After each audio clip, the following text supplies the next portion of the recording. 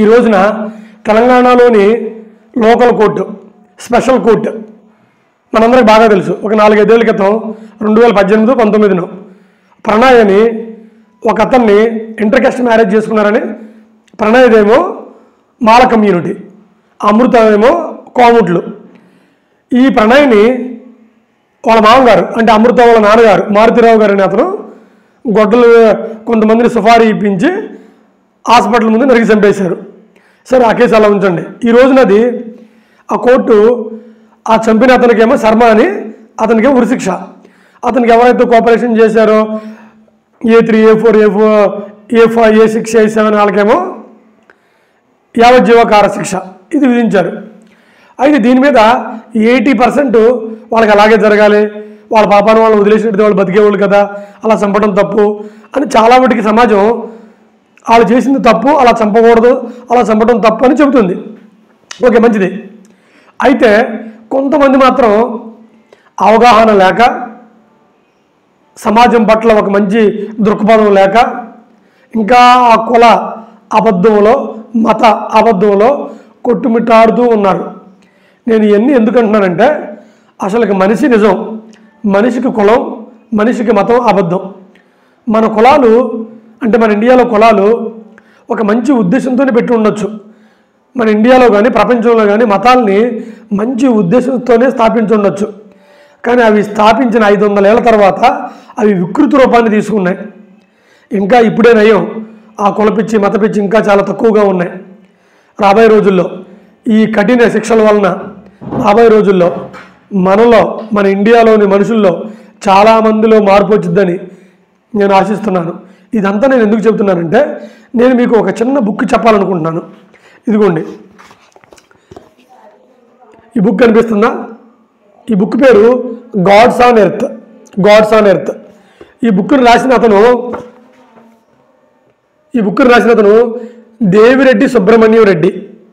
ఇతను వెంకటేశ్వర యూనివర్సిటీలో retired professor.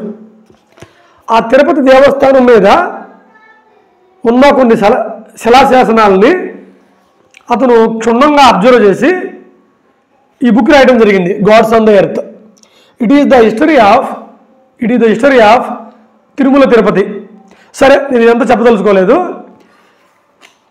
కులం మంచి ఉద్దేశంతోనే స్థాపించి ఉండొచ్చు, మతం కూడా మంచి మనసుతోనే లేకపోతే ఇంకో వేరే ఉద్దేశంతో స్థాపించి ఉండొచ్చు. కానీ కాలక్రమేణా అది కొంతమంది స్వార్థపరుల చేతుల్లో పడిపోయి దాని యొక్క వికృత రూపాన్ని చూపించడం మొదలుపెట్టింది. ఇవన్నీ నేను ఎందుకు చెబుతున్నానంటే, ఈ బుక్లో గాడ్స్ ఆన్ ద ఎర్త్ అనే బుక్లో రెడ్డి సుబ్రహ్మణ్యం రెడ్డి గారు ఏం చెప్పారంటే, ఆయన చెప్పలేదు, మన తిరుమల తిరుపతి దేవస్థానం ఆ చుట్టుపక్కల దేవస్థానాల్లో ఉన్న శిలాశాసనాల్లో నుంచి తీసుకున్నవి, పల్లవులు, చోళవులు, ఇలా వాళ్ళు రాసిన శిలాశాసనంలో నుంచి తీసుకున్నాయి. ఇందులో ఏముందంటే 1542-47 మధ్యన పోర్చుగీస్ వాళ్ళు మన ఇండియాకు వచ్చారు. వాళ్ళు అబ్జర్వ్ చేసింది, వాళ్ళ చట్టాల్లో రాసుకుంది, లేదా అక్కడ శిలాశాసనాల్లో వేయించింది ఎంత భయంకరంగా ఉంటాయంటే, మూఢనమ్మకాలు, మతం పేరు మీద. అది చిన్న ఎగ్జాంపుల్. ఇప్పుడు మనం చూడండి, తిరుపతికి వెళ్ళి ఎరా గుండె ఎక్కడ కొట్టించామంటే ఎరా తల ఎక్కడ ఇచ్చామంటే తిరుపతిలో అంటారు. తల అంటే ఏంటి? గుండె చేయించుకోవడం, ఇదంతా శిరోమండనం చేయించుకోవడం. దాన్ని మనం ఇప్పుడు కూడా గుండు అని కొంతమంది అంటారు, చాలామంది దీన్ని ఎరా తల ఎక్కడ ఇచ్చామంటారు. చరిత్రలోకి వెళ్తే 1500-1550 మధ్యలో అక్కడ భక్తులు తల ఇవ్వడం అంటే జుట్టు ఇవ్వడం కాదు, సాక్షాత్తు ఇంట్లోనే అప్పుడు పిల్లలు ఎక్కువ మంది ఉండేవాళ్ళు, పిల్లలు చాలామంది ఉండేవాళ్ళు. ఆ ఇంట్లో వెంకన్నబాబు గారు మాకు మంచి జరిగితే, లాడి వెంకటేశ్వర గారు మాకు మంచి జరిగితే, బాలాజీ గారు మాకు మంచి జరిగితే మా పిల్లగాడు తలకాయ ఇస్తాం అని మొక్కునేవాళ్ళు. తలకాయ అంటే జుట్టు కాదు, పిల్లగాడిని అలా పడుకోబెట్టి నరికేసేవాళ్ళు. ఆ తలని బ్రాహ్మణ పూజారి గారు ఒక గిన్నెని ఇలా కింద పట్టి ఆ తలని అలా పైన పెట్టి తీసుకుపోయి వెంకన్నబాబు గారికి హారతి ఇచ్చేవాళ్ళు. ఇంకా అక్కడ చాలామంది భక్తులు చేతులు నరికేసుకునేవాళ్ళు, కాళ్ళు నరికేసుకుని వాటిని గిన్నెల్లో పెట్టి వెంకన్నబాబు గారికి ఇచ్చేవాళ్ళు. కొంతమంది నాలుకలు కోసేసుకునేవాళ్ళు, కొంతమంది ఈ పక్కట ఎముకలకి బర్రె ఎముకలు అంటారు వీటిల్ని, వాటికి గుళ్ళాలు తగిలించుకొని గుళ్ళలు తగిలించుకొని అలా గాల్లో ఏలబడతా ఉండేవాళ్ళు. కొంతమంది ఆ రథం వస్తున్నప్పుడు మొక్కుకునేవాళ్ళు, వాళ్ళ అమ్మని నాన్నని చిన్నపిల్లల్ని రథాల కింద నెట్టేవాళ్ళు. ఇవన్నీ కూడా ఆ పూర్వకాలంలో 1550 సంవత్సరంలో మనిషి నమ్మే ఒక భయంకరమైన అబద్ధం. కులాలు కూడా అంతే దారుణంగా ఉండేవి. అవి తర్వాత చెప్పుకుందాం. అంటే దేవుడి పేరు చెప్పి మన మనసుల్లో 100 ఏళ్ళు వికృత క్రీడని ఎక్కించేశారు. మరి ఆ వికృత క్రీడల్ని మెల్లగా ఇంకొకటి మళ్ళీ ఆ తొడల మాంసాన్ని కోసేసుకొని బాణాలకు గుచ్చి గాల్లో వేసేవాళ్ళు. అవి గాల్లో వేసేస్తే అవి గాల్లో ఎగిరిపోయాయి. ఆ మాంస ముద్దలు కింద పడ్డాయి అనుకో, వాటిని ఏరుకొని జనం ఇళ్ళకి తీసుకెళ్ళేవాళ్ళు. కొంతమంది తలలు నరికేసుకుంటారు కదా, ఆ తలల్ని వాళ్ళు తెచ్చుకుని ఇంటి ముందు ఇలా ఒక కర్ర గుచ్చి ఆ తలని ఇలా పైన పెట్టేవాళ్ళు. ఇలాంటి భయంకరమైన మతానికి సంబంధించిన మూఢనమ్మకాలన్నీ కాలక్రమైన పోర్చుగీసు వాళ్ళు, ఫ్రెంచ్ వాళ్ళు, డచ్ వాళ్ళు, బ్రిటిషర్స్ కొన్ని భయంకరమైన చట్టాలు తీసుకురావడం వలన అవన్నీ ఈరోజు మనకు లేవు. వెంకన్నబాబు గారు అంటే హ్యాపీగా వెళ్ళి దర్శించుకొని ఆ తిరుమల దేవస్థానంలో కొంచెం ప్రసాదం తిని లేకపోతే అక్కడ భోజనం చేసి ఒక 2-3 రోజులు అక్కడ ఉండి తలనీలాలు ఇచ్చుకొని మళ్ళీ తిరిగి వస్తున్నాం. అంటే ఒకప్పుడు ఉన్న భయంకరమైన మూఢనమ్మకాలని కొన్ని చట్టాల వలన ఈ రోజు మనం ఊహించడానికి కూడా భయపడతాం. అవన్నీ రూపుమాపిపోయినాయి.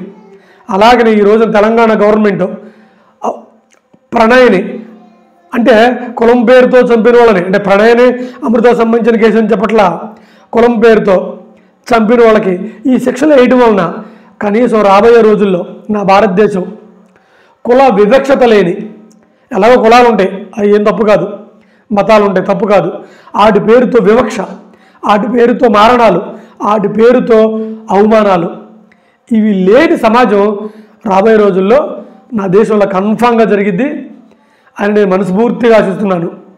అయితే మీకు చిన్న డౌట్ రావచ్చు, సార్ ఈ బుక్ నిజంగా అబద్ధమా అని. నేను అబద్ధం అని చెప్పట్లేదు. ఈ బుక్లో పేజీ నెంబర్ కూడా చెబుతాను. పేజీ నెంబర్ వచ్చేసి 182. గాడ్స్ ఆన్ ది ఎర్త్ అనే బుక్లో 182 ఈ బుక్లో నేను చెప్పినవన్నీ ఉన్నాయి. ఇవన్నీ కూడా ఇతను దేవిరెడ్డి సుబ్రహ్మణ్యం రెడ్డి ఊరికి రాయాల, అక్కడ శిలాశాసనాలు వేయించి ఉన్నాయంట. ఎంతమంది తలలు ఇచ్చారు, ఎంతమంది నాలుకలు కోసుకున్నారు, ఎంతమంది రథాల కింద చనిపోయారు, ఎంతమంది వైకుంఠానికి వెళ్ళారు, ఎంతమంది తమ బాడీ పార్టులు కోసుకొని బాణాను గుచ్చి గాల్లో వేశారు. మరి ఎన్ని చట్టాల ద్వారా రూపుమాపాయా లేవా? అలాగనే భారతదేశంలో మనందరం ఆశిద్దామండి రాబోయే రోజుల్లో కులరహిత, కులం ఉంటుంది, కుల వివక్షిత సమాజం ఉండదు. అది నేను మనస్ఫూర్తిగా నమ్ముతున్నాను.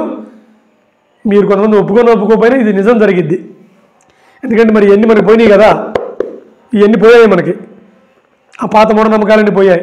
అలాగనే రాబోయే 200 ఏళ్ళ తర్వాత ఎప్పుడో ఈ కుల వివక్షత ఉండదు. ఆ సమాజం మనకి రావాలంటే ఇప్పుడు కొన్ని చట్టాలు కఠినంగానే వ్యవహరించాలి. అందుకని ఇది ఆ ప్రణయ్ మర్డర్ కేసులో కూడా ఆ దోషులకి మరణ శిక్షలో యావజ్జీకార శిక్ష ఇలా విధించడం కరెక్టే. ఇలా విధించడం చేత ఈ కులంతో ఉన్న మూఢనమ్మకాలు మనకు రూపుమాపుతాయి. ఈ కులంతో ఉన్న మూఢనమ్మకాలు దుర్మార్గాలు కనీసం 100 ఏళ్ళకైనా 200 ఏళ్ళకైనా మనకి సమూలంగా పోతాయి. ఎందుకంటే ఇప్పటికే మనం ఒక 80% మన ఇండియా చాలా డెవలప్ అయింది ఇలా కఠిన చట్టాల వలన.